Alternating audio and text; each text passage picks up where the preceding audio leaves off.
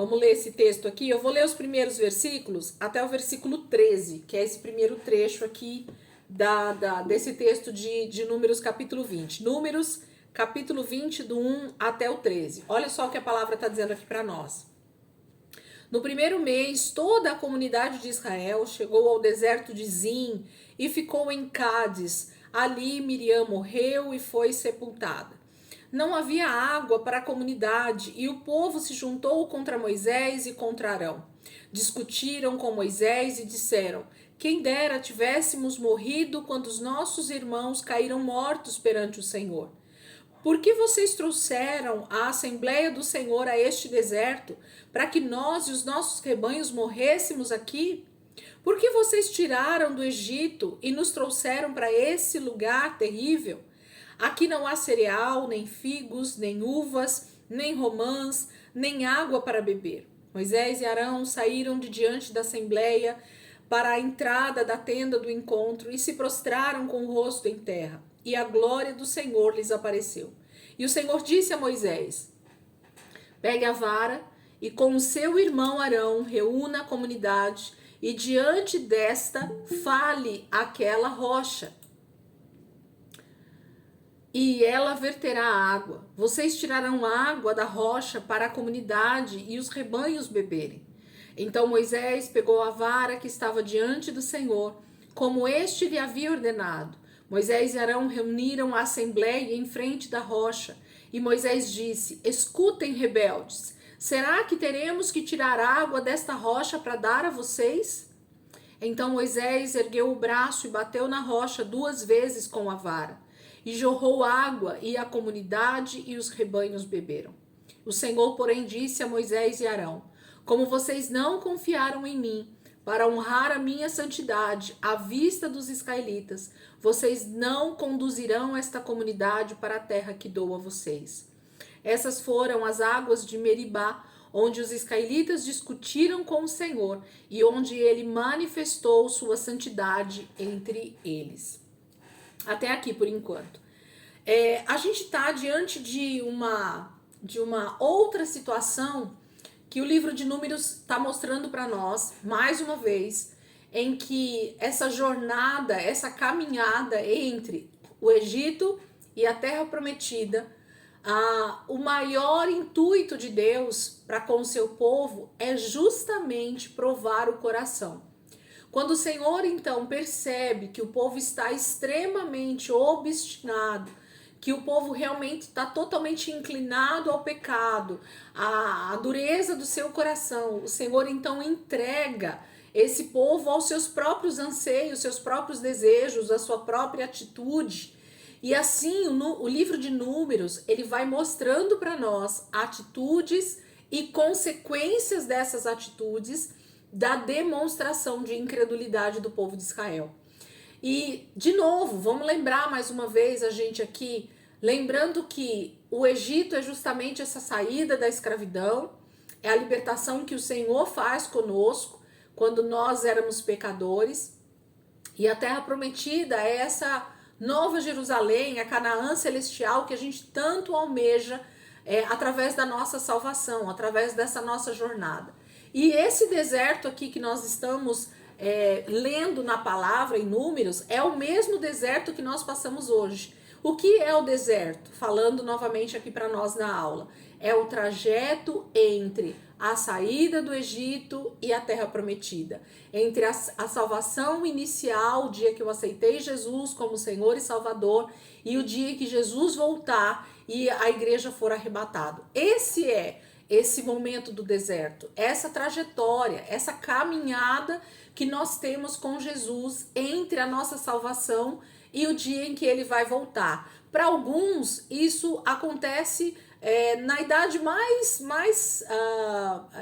infantil, né? Esses dias mesmo a gente viu crianças ali aceitando Jesus na igreja, 8, 9, 10 anos, né? E essas crianças já vão começar essa jornada nessa idade. Para alguns de nós começou com 20, 30, 40 anos, para outros acontece já ali nos últimos momentos de vida, entre 80 e 90 anos de idade, e não importa e que idade nós estamos. Aqui com Israel não importava a idade que eles tinham, o trajeto é o mesmo, a forma de nós caminharmos com o Senhor é a mesma. Agora, as nossas atitudes, o nosso comportamento, ele realmente vai dizer quem realmente nós somos diante do Senhor. Para quem nós realmente temos entregado a nossa vida, para quem realmente nós temos dado o senhorio da nossa vida, quem é o verdadeiro Senhor sobre nós, né? Então é isso que Israel está demonstrando para Deus, para Moisés nesse momento. E essas águas de Meribá, elas são o segundo momento em que Israel se vê diante de uma falta de água para beber. O primeiro momento em que Israel tem essa dificuldade é lá no Êxodo, logo na saída deles, né, do Egito, eles têm uma dificuldade para encontrar água também. E até se vocês quiserem, eu marquei aqui, vamos dar uma lidinha lá, Êxodo, só para a gente relembrar, Êxodo 17, deem uma olhada lá comigo, só para a gente relembrar e a gente conseguir entender melhor o que está acontecendo aqui em Números capítulo 20. Êxodo 17, a gente vai ler só os primeiros versículos ali também, que fala sobre essa questão da água que jorra da rocha, né? Êxodo 17, abram aí. Êxodo 17.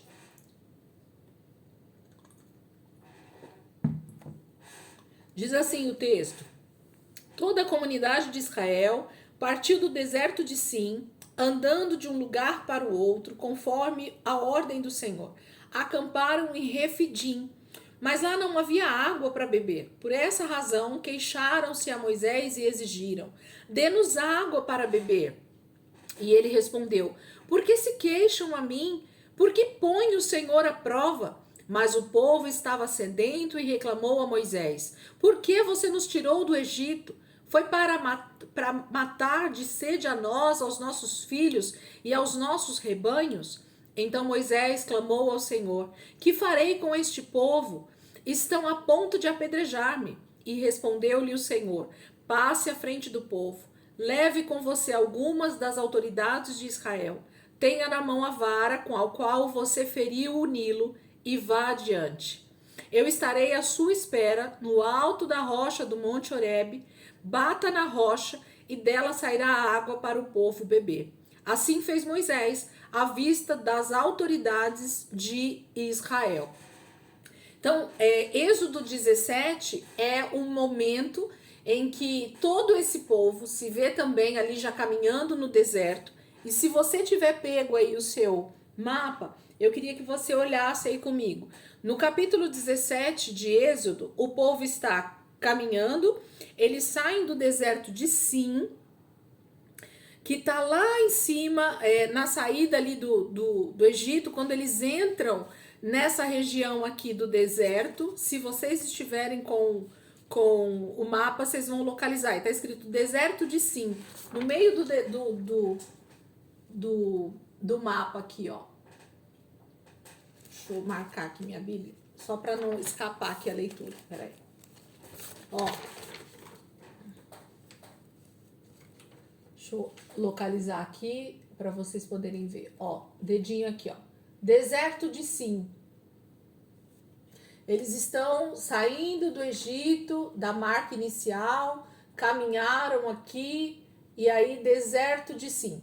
Então, capítulo 17 de Êxodo, eles acabaram praticamente de sair e eles chegam então nesse lugar no deserto e eles pedem água para Moisés. E a palavra vai dizer então que eles andando por esse caminho, eles começam a sentir sede e eles acamparam em Refidim.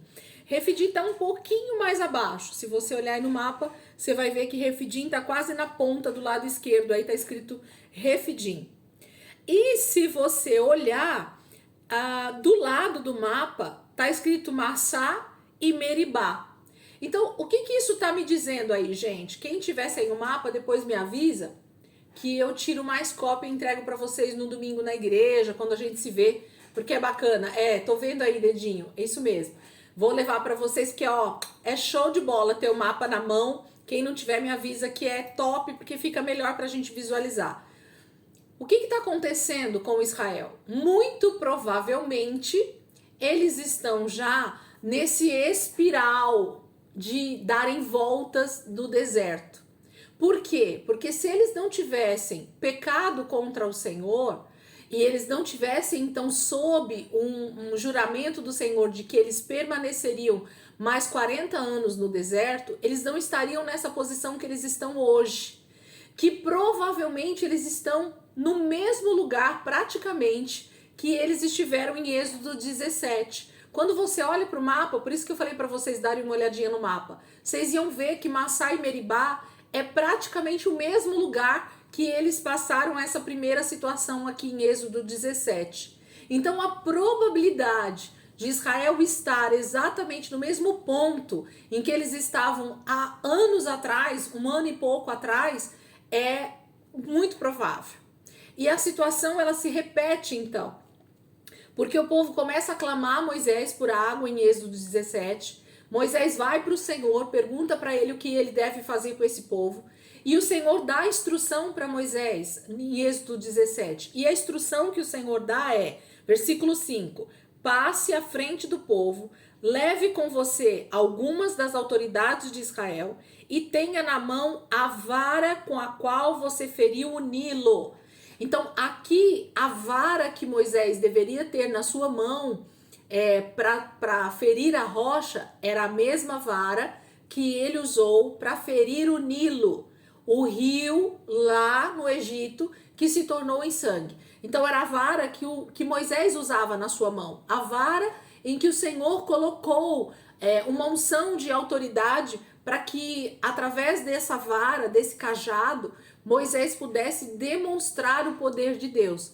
Então era literalmente um pedaço de madeira nas mãos de Moisés, mas que o Senhor através dessa vara fazia com que isso se tornasse um instrumento visível. Lembra? Os olhos deles podiam ver, através desses sinais que o Senhor fazia, o poder de Deus, a manifestação de Deus. Sempre é mais fácil que a gente veja alguns sinais que o Senhor faz através de atos que o Senhor demonstra na terra. E aqui em Êxodo 17 foi isso que aconteceu. O Senhor pede para Moisés usar a mesma vara que ele usou para ferir o Nilo na primeira praga, onde as águas do Nilo se tornaram em sangue. Essa mesma vara estaria nas mãos de Moisés e ele então feriria a rocha. Olha o que ele fala lá no versículo 5, no final. A qual você feriu o Nilo e vá adiante. Eu estarei à sua espera no alto da rocha, do Monte Horebe. Bata na rocha e dela sairá a água para o povo beber. Então, em Êxodo 17, a instrução do Senhor é: vá com a vara, a mesma vara que você tocou no Nilo, e com essa vara você vai bater na rocha. Bata na rocha, no Monte Horebe, e a água vai verter para o povo beber. Essa foi a instrução. E quando Moisés fez isso, todo o povo, os líderes ali principais de Israel, tiveram essa demonstração do poder do Senhor e o Senhor foi glorificado. O Senhor foi honrado naquele momento através desse milagre, através dessa maravilha que o Senhor fez e Moisés pôde glorificar então o Senhor. Quando nós estamos aqui, pode voltar agora lá para Números. Quando a gente está em Números capítulo 20, já se passaram mais de anos. Eles então percorreram já um trajeto pelo deserto, mas eles se encontram praticamente no mesmo lugar que eles estavam há anos atrás. Em Êxodo 17 e agora em Números 20. O texto vai dizer que eles estão exatamente no mesmo lugar. Olha lá, capítulo 20 de Números começa assim: no primeiro mês, toda a comunidade de Israel chegou ao deserto de Zim, ok? Então, lá tá Sim com S, na minha Bíblia aqui tá Zim, mas é a mesma região segundo o mapa. E ficou em Cádiz. Cádiz também tá localizado nessa região aqui, que é esse deserto todo aqui, né, da Arábia. Hoje seria o deserto da Arábia, se não me engano, que é o que está nessa região ali, quer ver? Eu não estou conseguindo visualizar, tá muito pequenininho aqui no meu deserto, no meu mapa grande, mas é um deserto que está exatamente entre o Egito e Israel, tá? Se você quiser depois olhar no mapa, você consegue localizar facilmente, qualquer mapa mundi. E eles estão exatamente no mesmo lugar, e a palavra vai dizer primeiro que ali Miriam morreu, no versículo 1 tá falando isso, e ela foi sepultada. Então, nesse lugar aqui, Miriam morre e é sepultada. Segundo versículo, não havia água para a comunidade e o povo se juntou contra Moisés e contra Arão. Vocês estão vendo que praticamente só deu um rebote de versículos. É a mesma coisa, né? Parece que a gente está vendo a mesma história acontecer, na mesma situação, com a mesma necessidade que é a água, e os versículos parecem se repetir novamente. E o povo, gente, não pensem vocês que é outro, não. É o mesmo. É o mesmo que saiu do Egito. Parte deles já tinha morrido aí no caminho, mas a grande maioria é a mesma que está aqui diante de Moisés. E eles dizem então no versículo 3, discutiram com Moisés e disseram, quem dera tivéssemos morrido quando os nossos irmãos caíram mortos perante o Senhor. A primeira coisa que eles falam é assim, a gente preferia ter sido fulminado pelo Senhor, morto nessas pragas que aconteceram anteriormente aqui nos capítulos, do que estar nessa situação aqui agora, Moisés, com sede e no deserto. Então percebem o primeiro ato de insanidade, né? De ingratidão do povo de Israel. E lembra que eu falei para vocês na última aula que a grande problemática com essas frases que Israel fala não é contra Moisés e contra Arão. Eles estão falando exatamente contra o próprio Deus. Então é como se eles estivessem enfrentando, confrontando o próprio Senhor. Porque quando a gente fala algo como isso, que a gente está falando aqui, que eles estão falando, a gente está falando contra o próprio Deus. A gente geralmente, diante de adversidades, de dificuldades, a gente tem a tendência de falar assim, eu preferia ter morrido quando minha mãe me deu a luz. Eu preferia ter nem nascido. Eu preferia ter morrido quando deu o Covid-19 do que está passando agora essa situação. Então, percebem que diante das adversidades, diante das dificuldades reais da vida, a gente tem a tendência de achar que qualquer outra adversidade anterior ou tragédia anterior que tivesse dado fim à nossa vida seria melhor do que essa situação que nós estamos passando. Gente, isso é terrível diante do Senhor, porque a gente acaba colocando realmente Deus na parede, achando que Deus está fazendo da nossa vida algo errado, que Deus está nos conduzindo de maneira errada na vida. E lembra que eu falei para vocês no início da aula que esse é o trajeto entre o nosso início da nossa salvação e o final, com a volta de Jesus? Nós estamos no meio da jornada, nós estamos caminhando com Jesus, nós estamos caminhando com o Senhor, como cristãos, como crentes, como filhos de Deus. E diante das adversidades, nós preferimos olhar para as pessoas que estão diante de nós, que estão ali talvez até na nossa liderança, pastores, líderes, e a gente prefere dizer, era melhor que eu tivesse morrido do que estar nessa situação, era melhor que o Senhor já tivesse me matado então, do que agora eu estou passando por isso. Entendem? Que parece que tudo que vem diante de nós, a gente faz dele um monstro diante de nós. Parece que Deus não é Deus na nossa vida. Parece que até aqui Deus não tem cuidado de nós. Parece que até aqui não é o Senhor quem tem suprido todas as nossas necessidades. E até aqui tinha sido o Senhor que tinha feito com mão poderosa sobre a vida deles. Na nossa vida tem sido o Senhor todos os dias, não tem sido outro. É o nosso Deus que tem feito tudo. E Ele vai continuar sendo Deus. Nós só precisamos, então, nos posicionar, falar a coisa certa, crer na palavra certa e não ficar dando ouvidos a vozes de demônios, né, literalmente no nosso ouvido, dizendo que nós não servimos a um Deus todo-poderoso. É isso que geralmente sai da nossa boca, né, diante das adversidades. E aí o versículo 4 eles dizem assim, por que vocês trouxeram a Assembleia do Senhor a este deserto, para que nós e os nossos rebanhos morrêssemos aqui? Então, a cada desafio, Israel ou um grupo de pessoas, né? A gente nunca sabe quem são essas pessoas, porque a Bíblia faz questão de não colocar exatamente quem são, se são uma, se são 10 ou se são milhares. Mas diante da dificuldade, são pessoas que se levantam contra o Senhor e contra essas lideranças que é Moisés e Arão. E eles dizem: nós preferíamos ter morrido lá no Egito. Nós preferíamos estar no Egito. Nós preferíamos estar morrendo na escravidão. Nós preferíamos não ter sido salvos pelo Senhor. É isso que eles estão dizendo. Quantas vezes, né, a gente acha que ser crente é mais difícil do que ser ímpio, do que ser alguém pecador caminhando direto para o inferno. A gente às vezes acha isso, que a caminhada com Jesus é mais difícil do que a caminhada do ímpio com o diabo, né? Então, porque a gente entra nesses parafusos de achar que Deus não vai dar saída para nós diante das nossas adversidades. Mas isso é uma mentira do diabo. Versículo 5. Por que vocês nos tiraram do Egito e nos trouxeram para este lugar terrível? Aí eles começam, ó, eu vou levantar essa lebre de novo.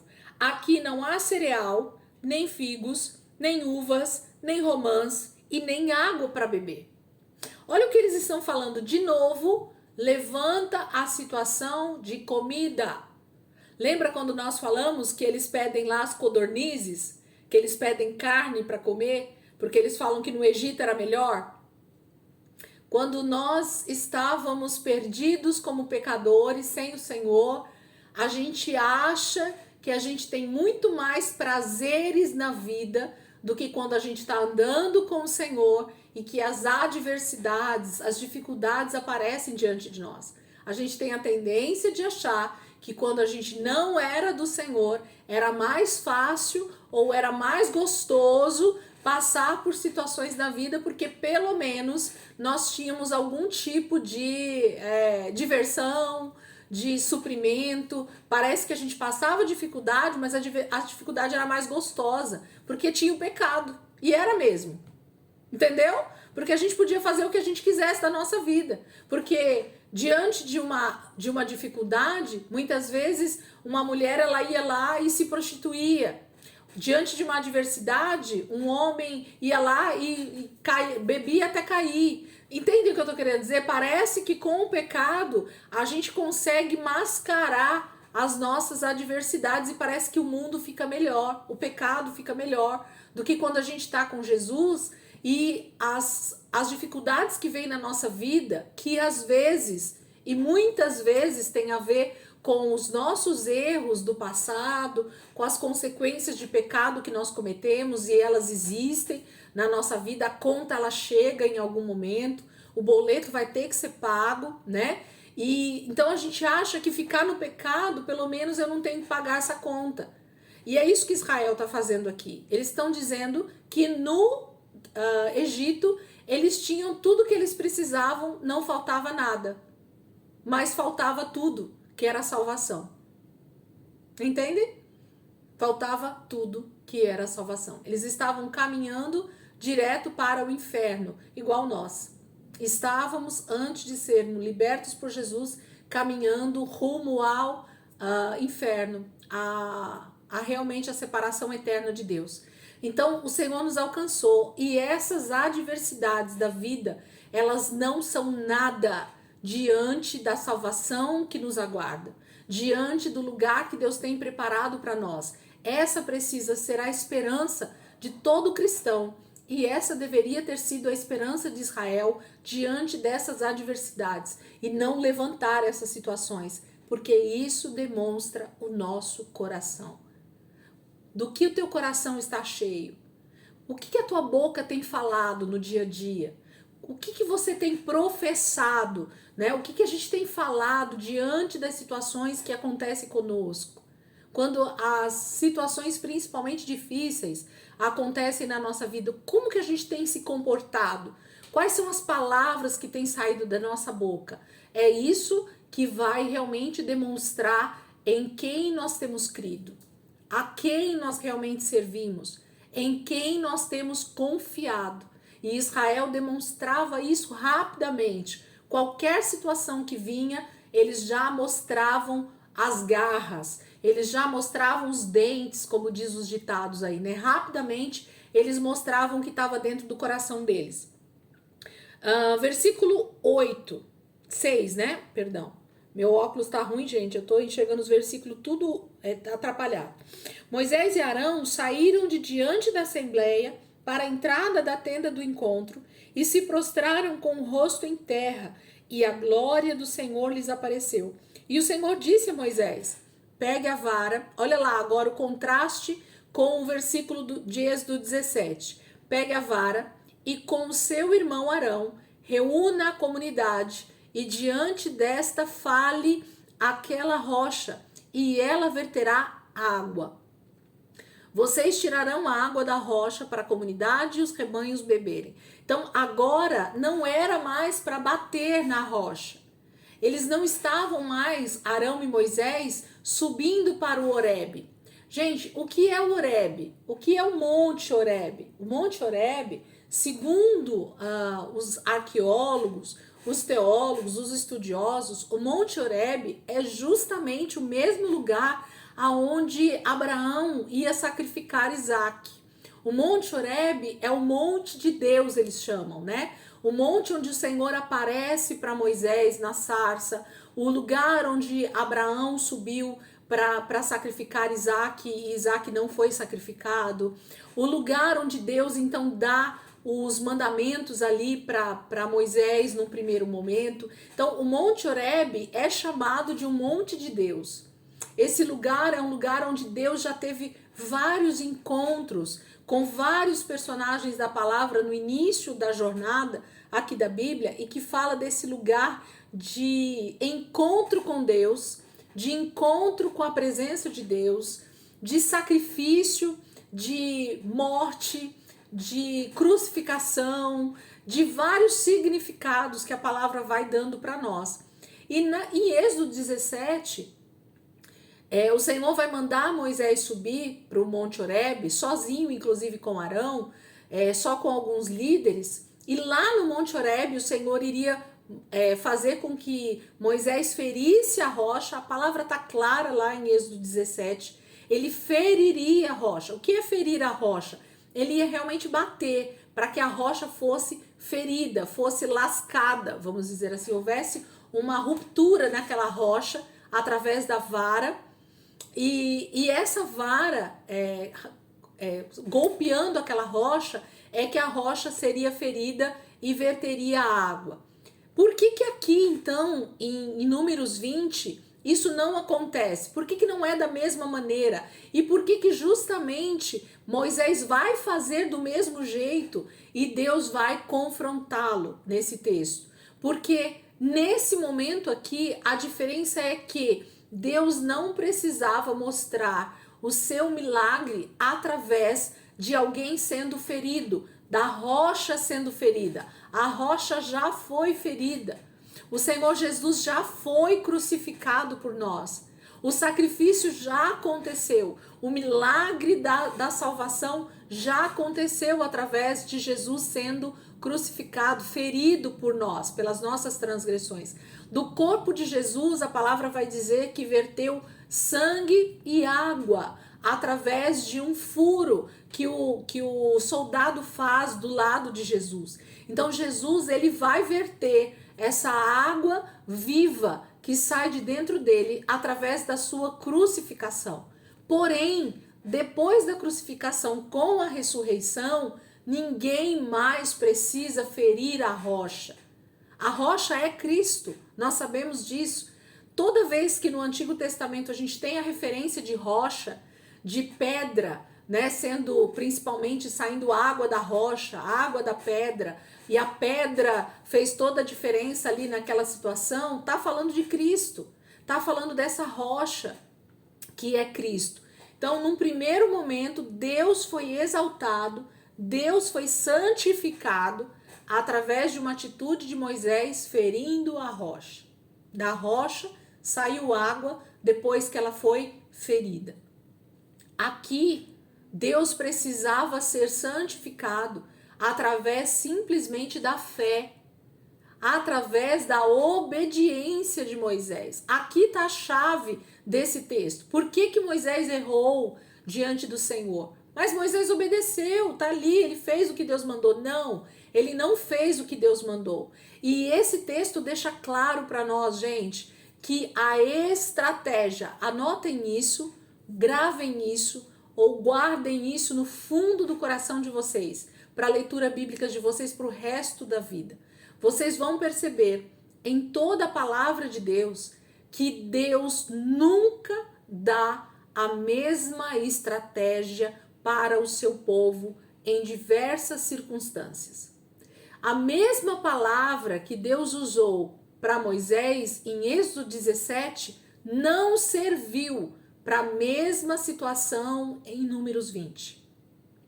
Era sede, era falta de água, era o povo de Israel, eles estavam caminhando no deserto, porém a estratégia, a direção do Senhor para Moisés e para o seu povo foi diferente e sempre vai ser diferente.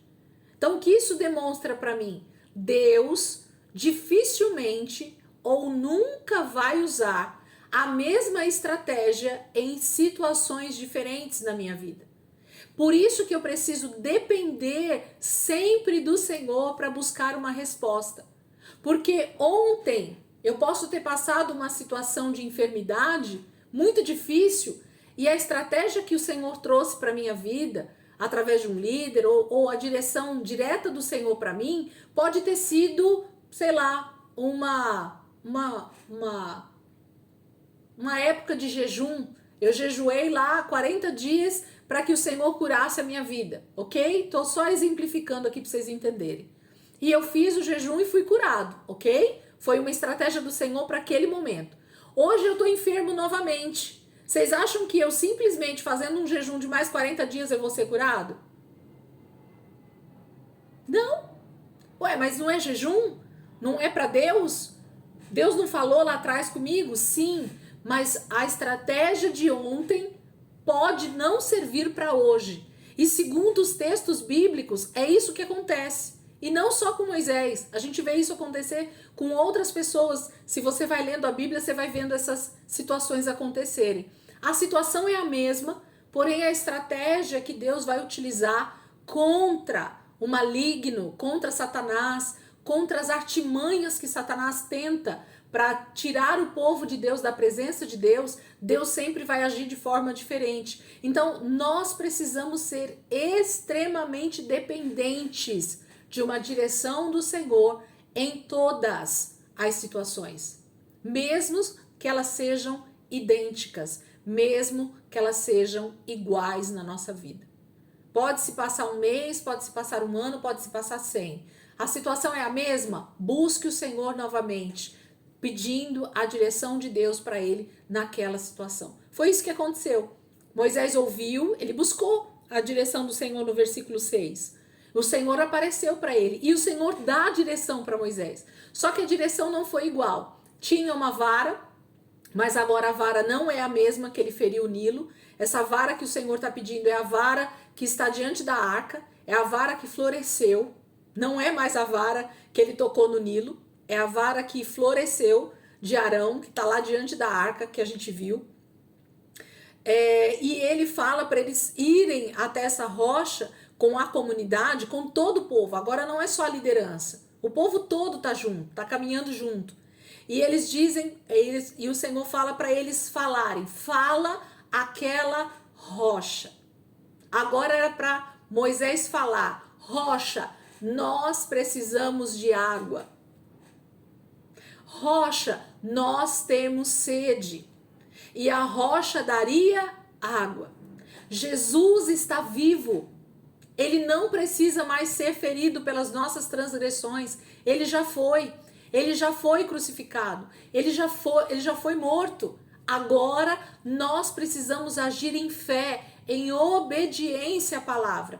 E aquilo que o Senhor falar para nós, nós então vamos fazer. Nós vamos agir de acordo com aquilo que o Senhor falar. E aqui Deus queria muito, desejava muito ser santificado mais uma vez. O que é Deus ser santificado?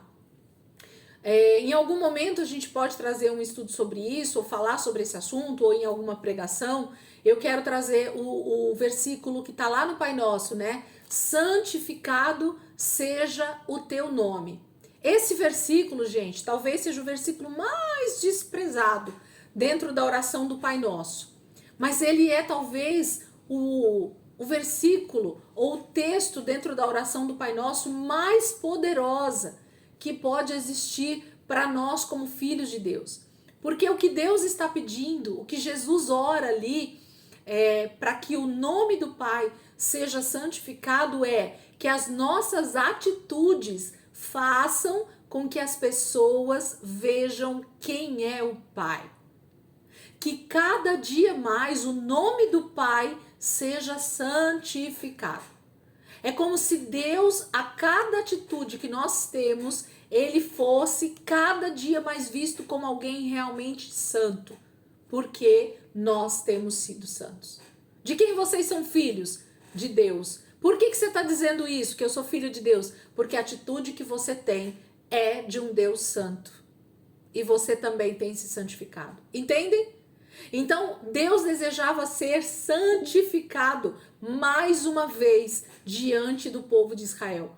Deus precisava aparecer e não Moisés. Deus precisava aparecer e não Moisés. O grande problema geralmente é esse. O líder quer aparecer. Deus deu a direção, Moisés fez o que Deus pediu, mas uma parte desse comando foi feita de forma errada. E isso trouxe para Moisés uma consequência muito grande e Deus deixou de ser santificado. Porque vocês concordam comigo? Presta atenção no que eu vou falar aqui agora.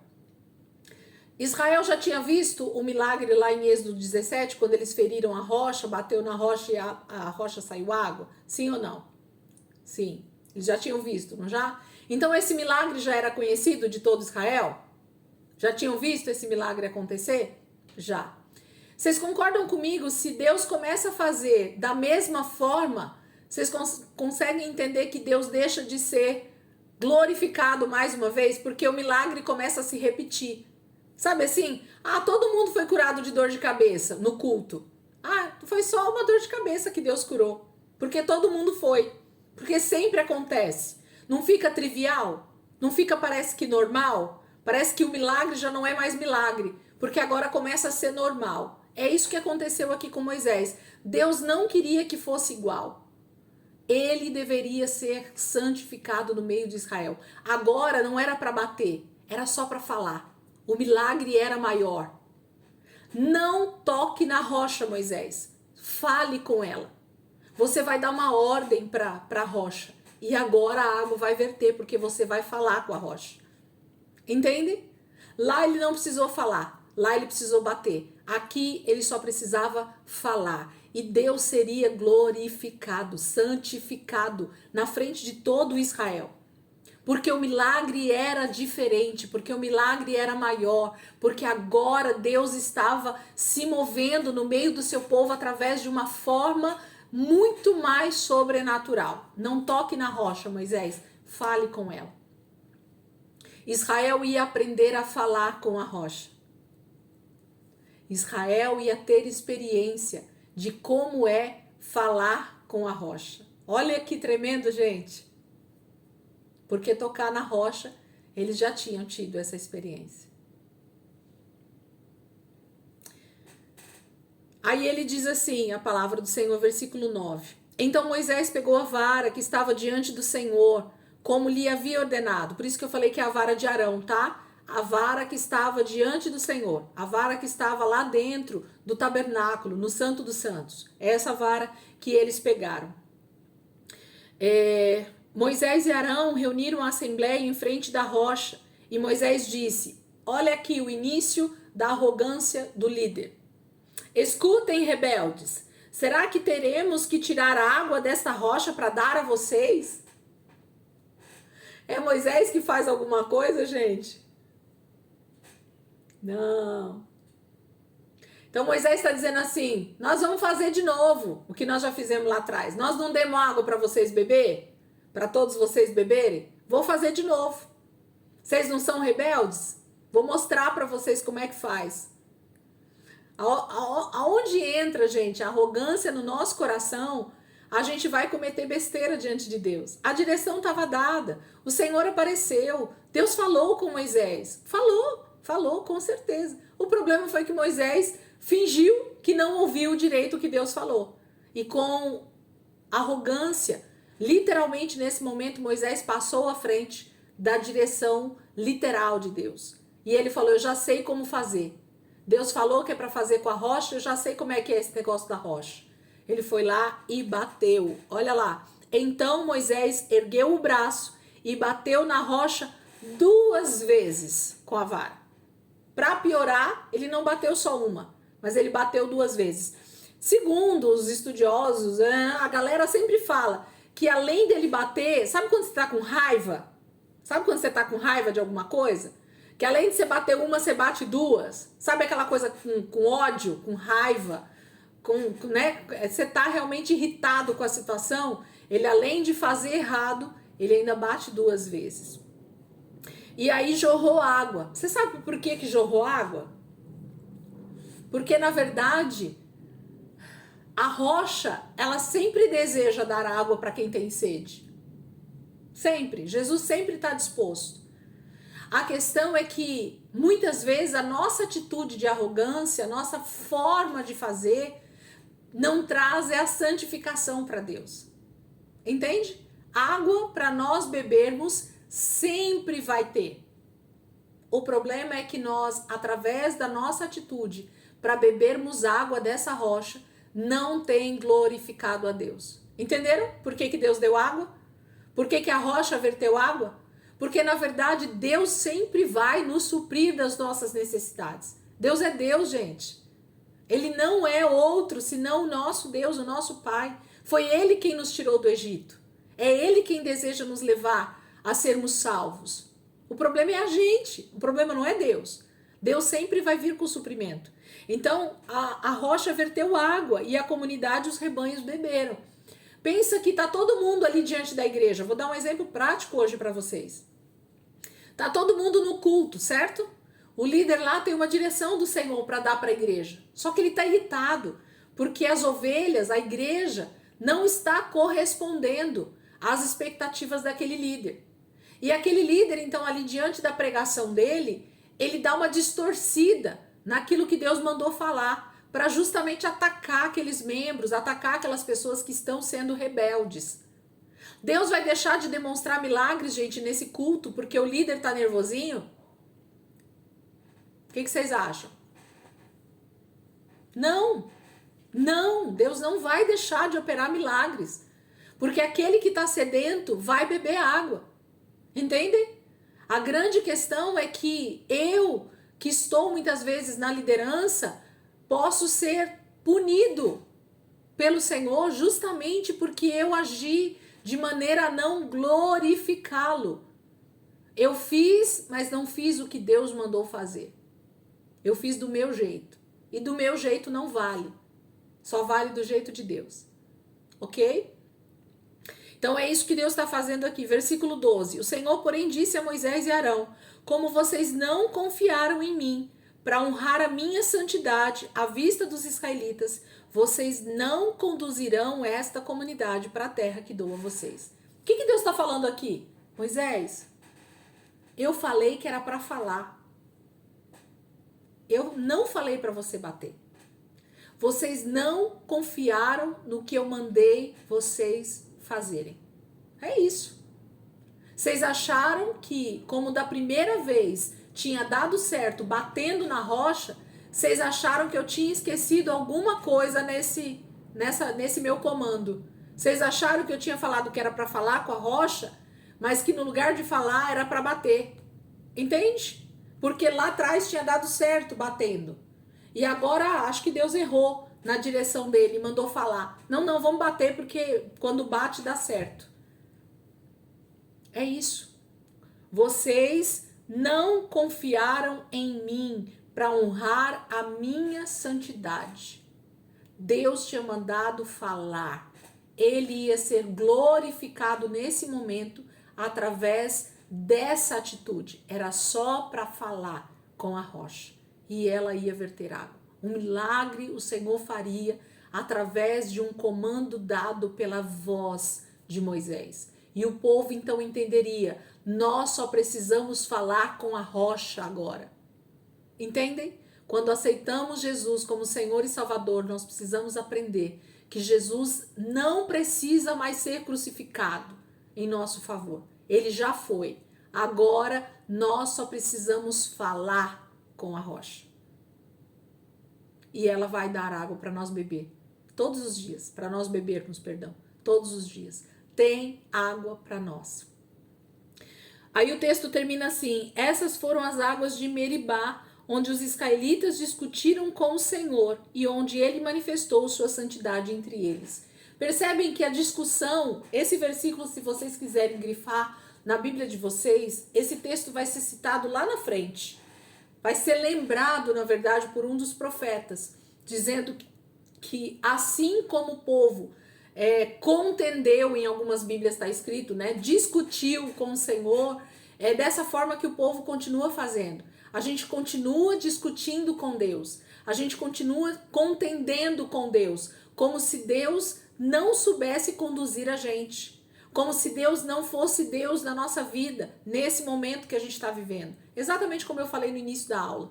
A questão é que, diante de adversidades, Israel demonstrou o que estava no seu coração, nós também demonstramos o que está no nosso coração, e então demonstramos em quem realmente confiamos. Confiamos no Senhor para mostrar a santidade dele e ele ser glorificado na nossa vida. Porque, gente, é fácil ou não é? Se você está passando, por exemplo, por uma enfermidade, você vai lá no médico, o médico te dá lá um tratamento e você é curado depois de algum tempo e você vai lá e dá testemunho na igreja de que você estava doente, de que você foi ao médico, de que o médico foi muito bom, ele te passou um tratamento e com esse tratamento você foi curado. Teve um milagre? Teve. Ok? Mas onde Deus foi glorificado nisso na sua vida?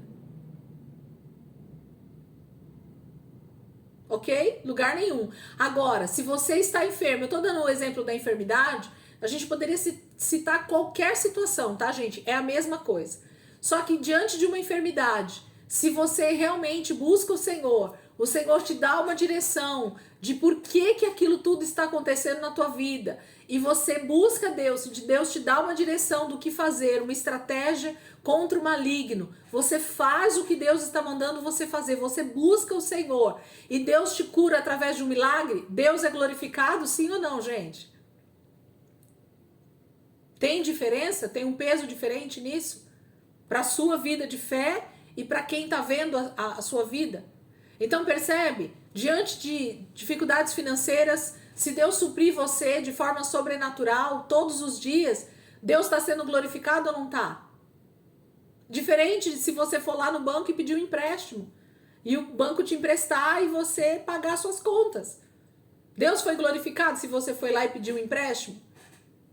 Não, ok? Você resolveu na força do seu braço. Mas confiar e buscar a presença do Senhor, a resposta que vem de Deus, a estratégia que vem do Senhor e cumprir essa estratégia vai trazer glorificação para o nome do nosso Deus. Bora aprender a glorificar o Senhor, a santificar o nome do Senhor em cada situação da nossa vida. A gente vai ver que a gente vai ter muito mais experiências poderosas com o nosso Deus, com esse Pai que realmente cuida de nós todos os dias. Mas a gente realmente tem a tendência de buscar as respostas com qualquer outra circunstância, de qualquer outro jeito, porque a gente quer a resposta do nosso jeito.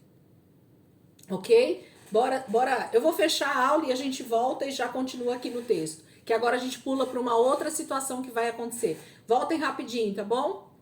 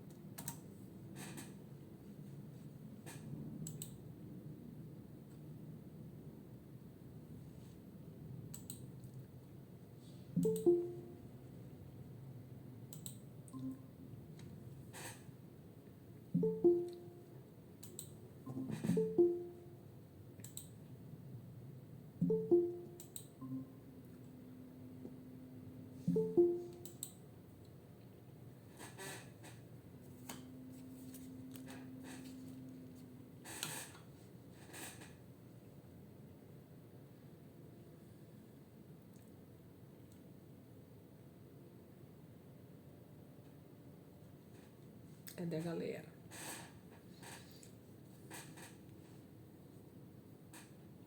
Vamos lá?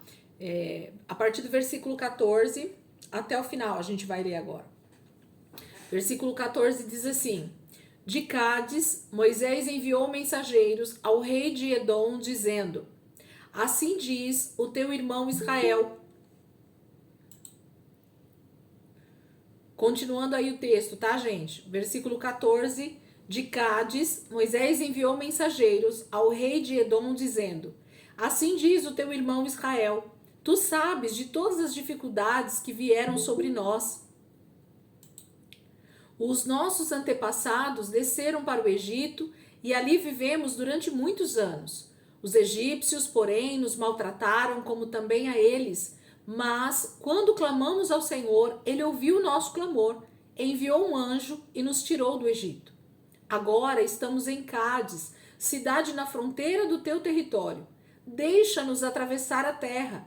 Não passaremos por nenhuma plantação ou vinha, nem beberemos água de poço algum. Passaremos pela estrada do rei e não nos desviaremos nem para a direita e nem para a esquerda, até que tenhamos atravessado o teu território. Estamos continuando aí a leitura, já estamos no versículo 18. Mas Edom respondeu: Vocês não poderão passar por aqui. Se tentarem, nós os atacaremos com a espada. E os israelitas disseram: Iremos pela estrada principal. Se nós e os nossos rebanhos bebermos de tua água, pagaremos por ela. Queremos apenas atravessar a pé e nada mais. Mas Edom insistiu: Vocês não poderão atravessar. Então Edom os atacou com um exército grande e poderoso. Visto que Edom se recusou a deixá-los atravessar o seu território, Israel desviou-se dele. Toda a comunidade israelita partiu de Cádiz e chegou ao Monte Or. Naquele monte, perto da fronteira de Edom, o Senhor disse a Moisés e Arão: Arão será reunido aos seus antepassados. Não entrará na terra que dou aos israelitas, porque vocês dois se rebelaram contra a minha ordem junto às águas de Meribá. Leve Arão e seu filho Eleazar para o alto do Monte Or. Tire as vestes de Arão e coloque-as em seu filho Eleazar, pois Arão será reunido aos seus antepassados. Ele morrerá ali. Moisés fez conforme o Senhor ordenou. Subiram o Monte Or à vista de toda a comunidade. Moisés tirou as vestes de Arão e as colocou em seu filho Eleazar. E Arão morreu no alto do monte. Depois disso, Moisés e Eleazar desceram do monte. E quando toda a comunidade soube que Arão tinha morrido, toda a nação de Israel pranteou por ele durante 30 dias. Nós temos aqui duas situações que acontecem, uma seguida da outra, né? Mas aqui começa o primeiro entrave, né? Um dos primeiros entraves, uma das primeiras resistências de Israel a continuar a sua jornada, né? De continuar a caminhar rumo à terra prometida. É justamente na região de Edom. Gente, quem é Edom? Quem é esse povo? Quem é esse patriarca, né? Que acaba dando nome a uma região, a um território, né? Quem aí sabe me dizer quem é Edom? De quem nós estamos falando? Quem é esse personagem da palavra, né? Quem é esse chamado Edom? Alguém lembra? Esaú, isso mesmo. Daiane respondeu aqui no chat. É Esaú. Então, Edom é o mesmo nome para Esaú, o irmão de Jacó, o primogênito, né? Ali de Isaac com Rebeca, né? Eram os gêmeos na barriga de Rebeca. e dela então nasce Esaú e Jacó. Esaú, por ser vermelho, ele então, né, por ser, como é que fala, gente, a pessoa que tem o cabelo vermelho? Ruivo, né? Ruivo. Isso, por ele ser ruivo e ser muito cabeludo, a palavra vai dizer que ele teve um apelido de Edom, que significa vermelho, a palavra vermelho, tá? Então ele se torna um homem chamado Edom e ele encabeça, ele é o patriarca, assim como Jacó se torna Israel, esse patriarca das 12 tribos de Israel. Esaú também se torna um patriarca dos seus descendentes. E aí os descendentes de Esaú, do Edom, se tornam os edomitas, ok? Então todas as vezes que a Bíblia fala de um povo chamado edomita, ou o povo de Edom, está falando do povo de Esaú, da descendência de Esaú, do filho primogênito de Jacó. Por isso, o texto começa justamente dizendo isso. De Cádiz, Moisés enviou mensageiros ao rei de Edom, dizendo: assim diz o teu irmão Israel. Ok? Então, por que Moisés manda um mensageiro falando que assim diz o teu irmão Israel? Porque eles estavam falando de dois povos que eram justamente irmãos, literalmente, gente, irmãos de sangue, ok? O povo edomita, os descendentes de Edom, não de Adão, tá? Já ia falar Adão. Os descendentes de Edom, que é Esaú, eles são exatamente irmãos de Jacó, das 12 tribos de Israel. Então o povo do Senhor, que estava caminhando no deserto rumo à terra prometida, eles estão agora passando por uma região que a palavra vai dizer que o Senhor deu como herança para Esaú, que é essa região que está entre Israel, Canaã, né? E o deserto ali de Cádiz, esse deserto por onde eles tiveram que passar, o deserto de Parã, todo esse deserto. Se vocês olharem o mapa, Edom, o território de Edom, ele está abaixo de Canaã, do lado direito. Ele vai ser esse território que é dado pelo Senhor para Esaú e para os seus descendentes, e essa terra vai estar lá, sempre sendo o território dos descendentes de Esaú. Depois eu vou tentar ver com vocês, só para dar essa localização para vocês, no território hoje, qual é o país que está ali no território de Edom, tá? Mas ele está um pouquinho abaixo de Israel, é esse território chamado território de Edom. E Israel vai precisar passar por ali, né? Seria uma das passagens de Israel rumo à terra prometida. Só que quando eles chegam na fronteira, eles mandam um mensageiro então para falar com o rei de Edom, com o rei que está ali reinando naquele território, e ele fala do que aconteceu então lá no Egito. O mensageiro, ele fala o que Moisés mandou, ó. Tu sabes, versículo 14, tá? Tu sabes de todas as dificuldades que vieram sobre nós. Os nossos antepassados desceram para o Egito e ali vivemos durante muitos anos. Os egípcios, porém, nos maltrataram, como também a eles. Mas, quando clamamos ao Senhor, ele ouviu o nosso clamor, enviou um anjo e nos tirou do Egito. O mensageiro, enviado por Moisés, chega ao rei de Edom e fala essas palavras. Fala: você sabe tudo que aconteceu conosco. Por que ele fala isso? Porque Esaú sabia de tudo que tinha realmente acontecido com o seu pai e com o seu irmão Jacó e com toda a família de Jacó indo para o Egito e se tornando escravos lá do Egito durante esses 430 anos. Isso é história, gente, que eles contavam de pai para filho, tá?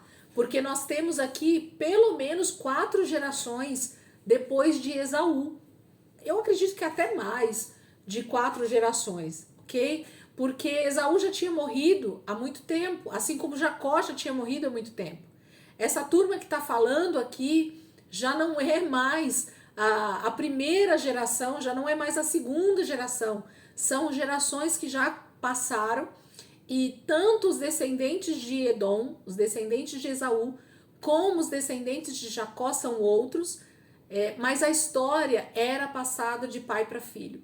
Então todos os descendentes de Esaú, os de Edom, eles sabiam da história, de onde o seu pai vinha, o seu patriarca, né, Esaú, de quem ele era filho, que ele tinha um irmão gêmeo, de que esse irmão gêmeo já tinha se casado com mulheres, que tinha 12 príncipes, que eram as 12 tribos de Israel, ok? E que eles tinham sido levados para o Egito por um filho chamado José, e José tinha sido... Então toda essa história que o Gênesis conta para nós, essas histórias eram contadas de pais para filhos, para que isso não se perdesse na história, para que eles soubessem de onde eles tinham vindo, de quem eles eram descendentes, quem era o pai, quem era o avô, quem era o tataravô, quem era o tetravô, de quem eles eram. Isso é costume em Israel e nesses povos da antiguidade. Eu acredito que até hoje muitas pessoas continuam contando para os seus filhos a sua história do passado, porque isso faz com que as nossas raízes elas não se percam, que a nossa história de vida não se perca. E era isso que acontecia. Então Edom, o rei de Edom nesse momento, o povo de Edom, sabia o que tinha acontecido com os descendentes de Jacó, com os descendentes do seu irmão Jacó, né? E então por isso que eles mandam essa mensagem, Moisés, né? E aí ele diz assim, no versículo 16, a parte B: agora estamos em Cádiz, cidade na fronteira do teu território. Deixa-nos atravessar a terra. Não passaremos por nenhuma plantação ou vinha, nem beberemos água de poço algum. Passaremos pela estrada do rei e não desviaremos nem para a direita nem para a esquerda, até que tenhamos atravessado o teu território. Mas Edom respondeu: vocês não poderão passar por aqui. Se tentarem, nós os atacaremos com a espada. Gente, por que Edom, o rei de Edom, tem essa atitude? Porque simplesmente ele temia, literalmente, gente, essa é a palavra, ele temia que o povo de Israel tomasse o seu território. Ele já tinha notícias do que Israel já tinha feito lá no Egito. Ele já sabia de como Deus estava livrando o seu povo das mãos dos seus opressores. Edom sabia muito bem que ele era um descendente também de Jacó, um descendente de Isaac, né? Perdão, com Rebeca, que era Jacó e Esaú. Ele sabia das promessas que Deus tinha para esse povo e ele temia perder o seu território também para Israel. Ele achava que Deus poderia levantar guerreiros ali no meio do seu território, avançar contra o seu povo e matar todo o seu povo naquele momento, para que Israel ficasse com aquele território de Edom. Então ele temia ser vencido por todos esses milhões de pessoas, né, de homens que estavam ali caminhando no deserto. Se vocês lembrarem só um pouquinho do número, né, que a gente já falou, de guerreiros que estão aqui caminhando, vocês vão entender do que eu tô falando. Então, eu não sei qual era o tamanho do exército do rei de Edom, mas ele temia pelas suas terras, pelo seu território, pelo seu reino, pela sua herança que Deus havia dado para ele ali naquele território. Ele achava que Deus estava dando naquele momento para Israel também o território de Edom. Então ele se nega literalmente. Qualquer rei no lugar ali de Edom temeria também, ok? Mas ele poderia ter aberto as suas fronteiras para que Israel passasse. Mas Deus não vai fazer nada nesse momento, porque Edom só está temendo realmente perder o seu território. Ele só diz que vai atacar Israel se eles entrarem no seu território. Então eles não estão sendo atacados pelos edomitas nesse momento. Ele só está temendo a invasão do seu território. Então o texto vai continuar dizendo, né? E os israelitas disseram no versículo 19: iremos pela estrada principal. Se nós e os nossos rebanhos bebermos da tua água, pagaremos por ela. Queremos apenas atravessar a pé e nada mais. Mas Edom insistiu: vocês não poderão atravessar. Então Edom os atacou com um exército grande e poderoso, visto que Edom se recusou a deixá-los atravessar o seu território.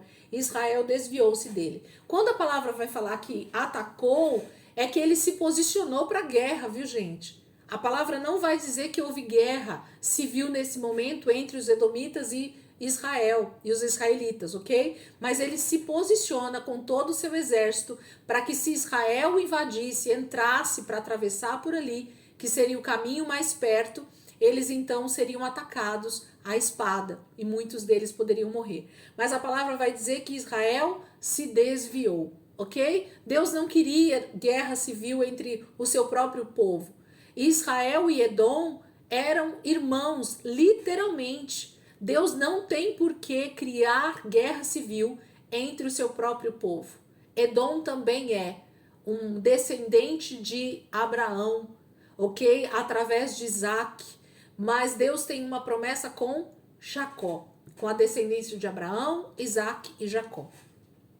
Em seguida, versículo 22, toda a comunidade, deixa eu ver aqui, gente, toda a comunidade israelita partiu de Cádiz e chegou ao Monte Or. Então, se vocês depois derem uma olhada aí no mapa, vocês vão encontrar o Monte Or, que é como se eles tivessem dado uma volta no deserto para chegar do outro lado. Eles rodearam a terra de Edom, ok? Para chegar no Monte Or.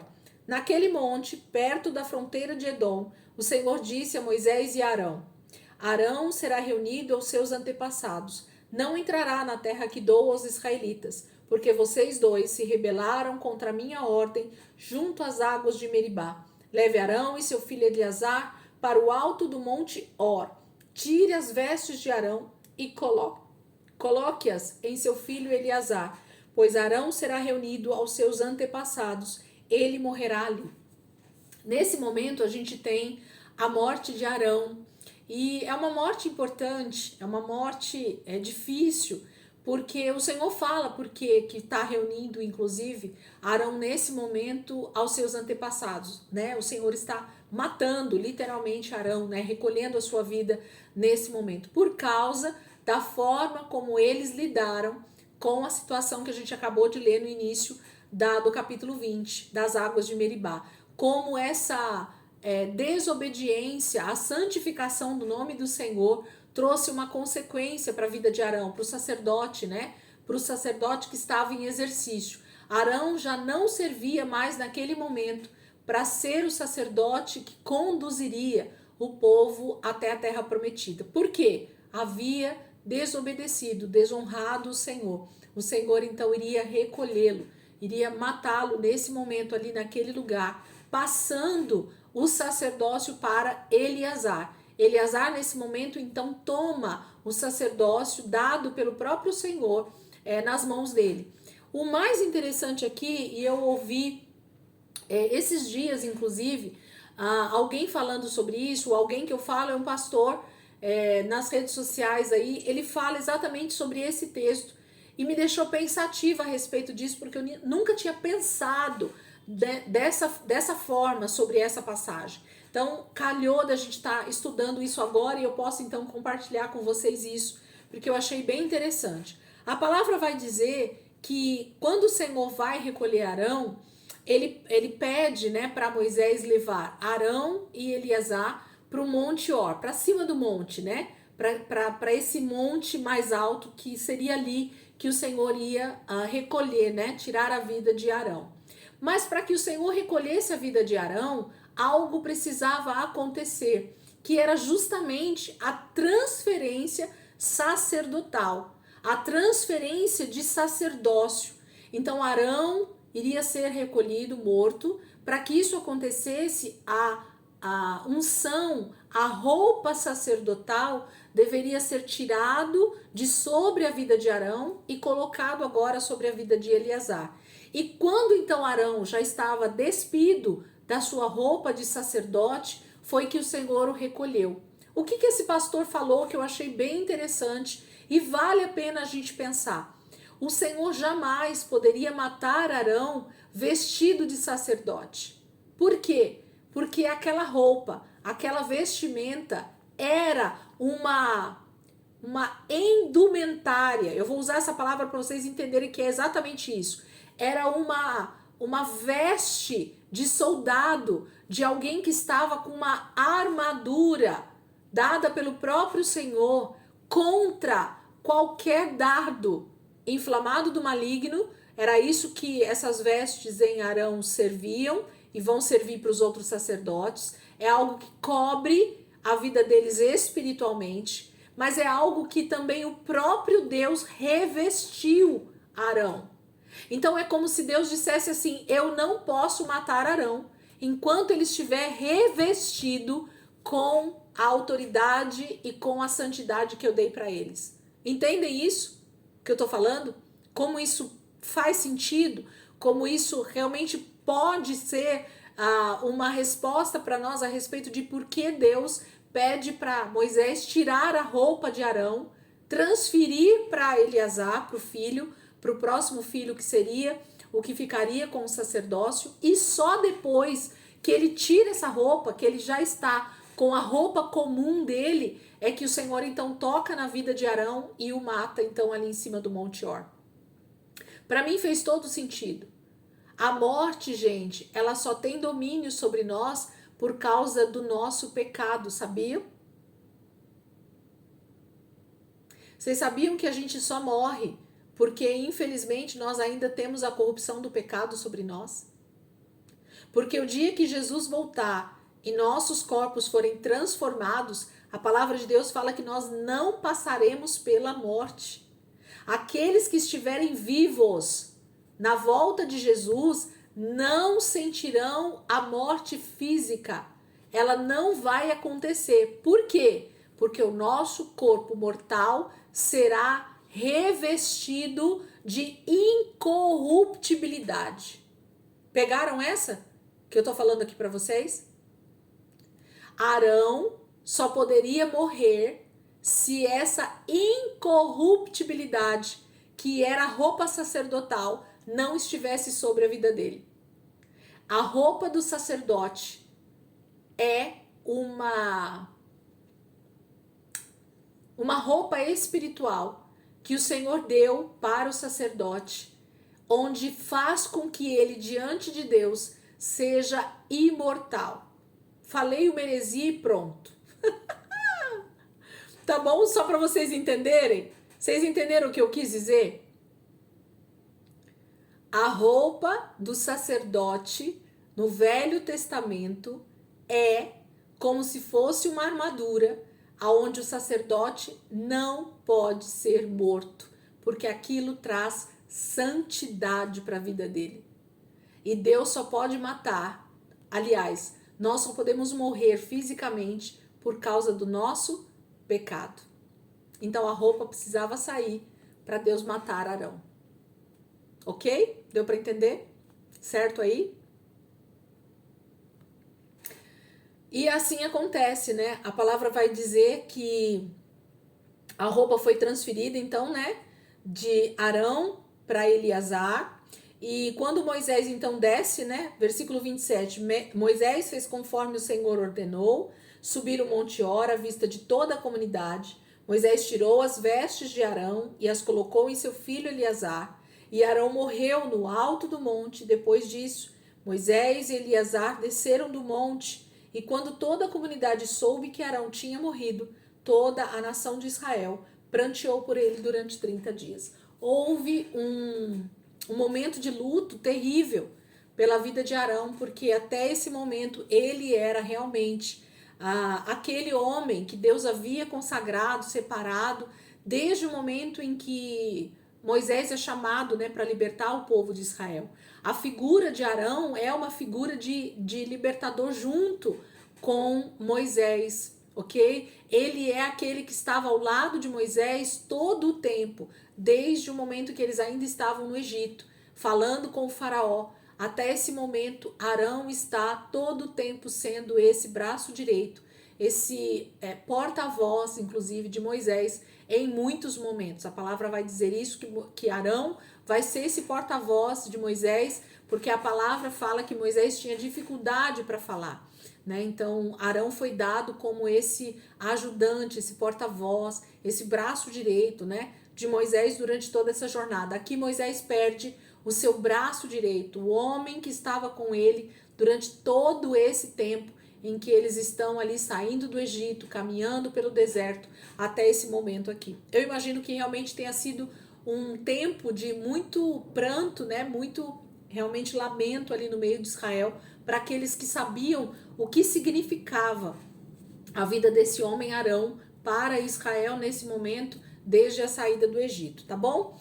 Gente, faltam 9 minutinhos, eu vou ler esse primeiro texto aqui do capítulo 21, só para a gente já seguir, porque ele é simples, esse primeiro trecho, mas o segundo, que é a serpente de bronze, eu vou deixar para a semana que vem, tá? Então a gente não vai entrar na serpente de bronze nesse momento. Mas o capítulo 21, o início dele, vamos ler aqui. Olha o que diz assim, capítulo 21. Quando o rei cananeu de Arade, que vivia no Neguebe, soube que Israel vinha pela estrada de Atarim, atacou os israelitas e capturou alguns deles. Então Israel fez este voto ao Senhor: se entregares este povo em nossas mãos, destruiremos totalmente as suas cidades. O Senhor ouviu o pedido de Israel e lhes entregou os cananeus. Israel os destruiu completamente, a eles e as suas cidades, de modo que o lugar foi chamado Ormá. Então, esse momento aqui é o momento que Israel começa a ter literalmente a resistência, primeiro de Edom, não deixando eles passar pelo território, e agora eles têm um problema com alguns cananeus, que são justamente pessoas que já estão ali no território de Canaã, ao sul de Canaã, numa cidade chamada Arade. Lá no texto, no mapa, quer dizer, tem para nós também bem no comecinho, assim que eles saem ali do deserto do Neguebe, que tá ali ainda no território de Edom, a hora que eles passam ali pelo Neguebe, então eles chegam numa cidade chamada Arade, que está ao sul de Israel, no início da cidade do território de Canaã. E quando esse rei cananeu de Arade sabe que eles estão atravessando o Neguebe, essa região, que eles estão vindo pela estrada de Atarim, ele já vai ao encontro deles com o seu exército. Mas Israel clama ao Senhor. Israel clama ao Senhor, dizendo: Senhor, se o Senhor nos entregar este povo em nossas mãos, destruiremos totalmente as suas cidades. O Senhor ouviu o pedido de Israel e lhes entregou os cananeus. Israel os destruiu completamente, a eles e as suas cidades, de modo que o lugar foi chamado Ormá. Então, esse é o primeiro clamor de Israel contra um inimigo que já está no território que eles vão tomar posse. Então, esse grupo cananeu se reúne, vem contra Israel, e Israel clama ao Senhor, o Senhor ouve o clamor deles, porque Deus estava nesse negócio. Nós vamos aprender isso durante a jornada aqui no Velho Testamento, de que Deus só vai lutar as nossas guerras quando essas guerras tiverem a ver com aquilo que Deus está falando nas nossas vidas, com aquilo que Deus está fazendo nas nossas vidas.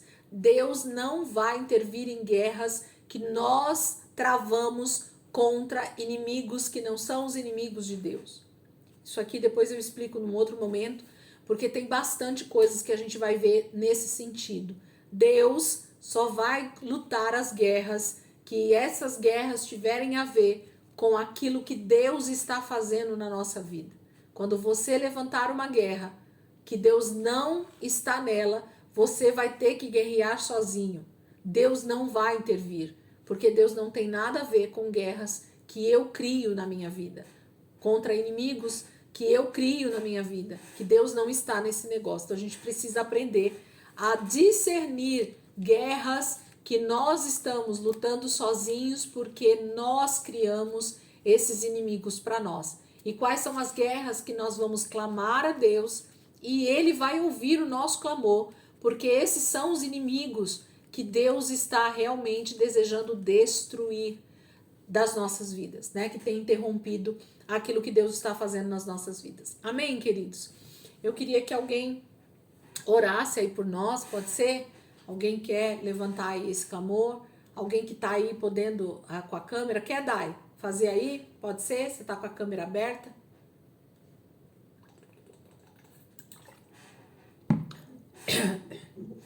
Jesus, nós queremos te agradecer, Pai, porque por mais uma quinta-feira, o Senhor tem nos sustentado. Cada um aqui, Pai, com a sua rotina, Senhor, mas dedicando, sim, Deus, um momento para ouvir mais da tua palavra, estudar um pouco a fundo, Jesus, a cada palavra que o Senhor deixou ali naquele Velho Testamento para nós hoje, temos como referência do que o Senhor quer nos ensinar para as nossas vidas também, Jesus. Obrigada, Pai, por mais uma quinta, obrigada por cada um que esteve aqui presente, e que o Senhor também possa ir, Pai, com um desejo ardente no coração de cada um também do grupo, Pai, que não tem sido presente nas aulas, Pai, mas que o coração queime pela Tua palavra cada dia mais. Nós te agradecemos, Jesus, te entregamos o nosso fim de semana, Senhor, nas Tuas mãos. Amém. Amém, queridos. Amém, Manu. Amém, filha. Deus abençoe, gente. Em nome de Jesus, que o Senhor possa realmente